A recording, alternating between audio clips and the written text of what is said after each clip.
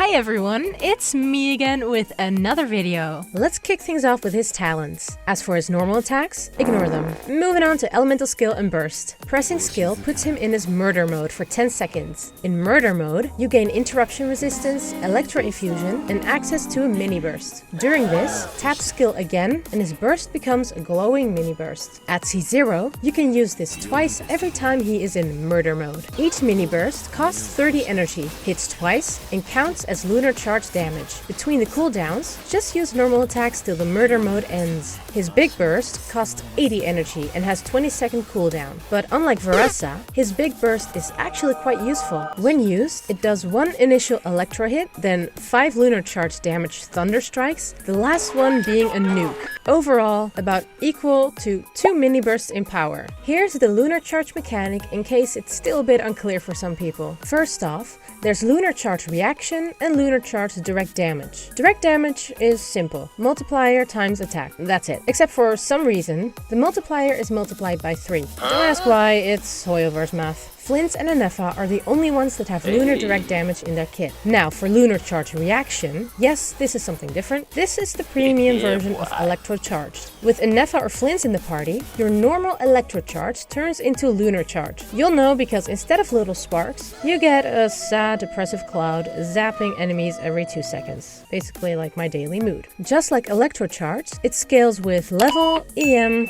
resistance, and it ignores defense. But unlike electro charge, lunar charge can actually crit. I'll let my friend explain the next part for you. What's special about these lunar charge reactions is that it has a unique way of damage calculation. Embrace tradition and go into sharing mode because this is done by adding damage from all characters in the party that contribute to get the final lunar charge damage that you see on the screen. However, corruption exists, which makes it so that apart from the highest damage, the other 3 characters' damage will be reduced with a half and 1/20th and 1/20th respectively. As stated before, lunar charge is calculated with only the EM crit and if there is resistance shred present. So where you can still roll resistance shredders, basically bonus damage stats like goblets, Cinder City and even full Reina won't have any effect on the team's lunar charge damage performance.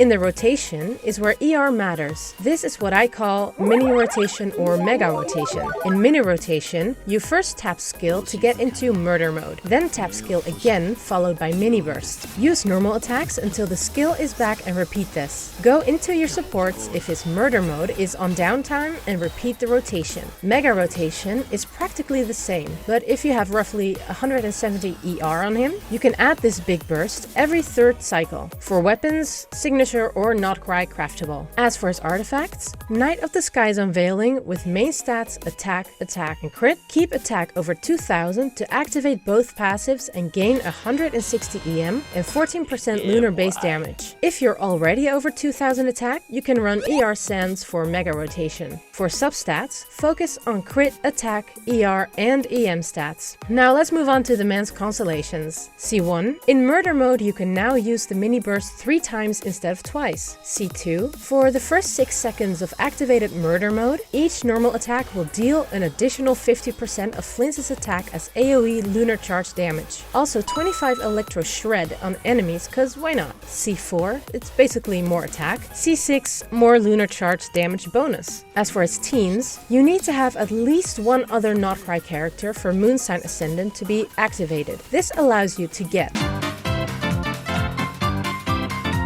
TLDR, just slap one other nod-krai character with Moon Sign and you're good to go. Luckily, we have Aino for free who needs almost no investment, just 4-piece SMS set with some ER. For 3rd slot, Sucrose with Fifi and TTDOS is his best in slot for resistance shred and 200 EM. 4th slot can be any Electro off-fielder. However, the best option if you have her is obviously MayAqua. The amount of synergy she has with Flins is huge. As of 6.0, this is his best premium team. Thanks for staying with me until now. Like and subscribe for more.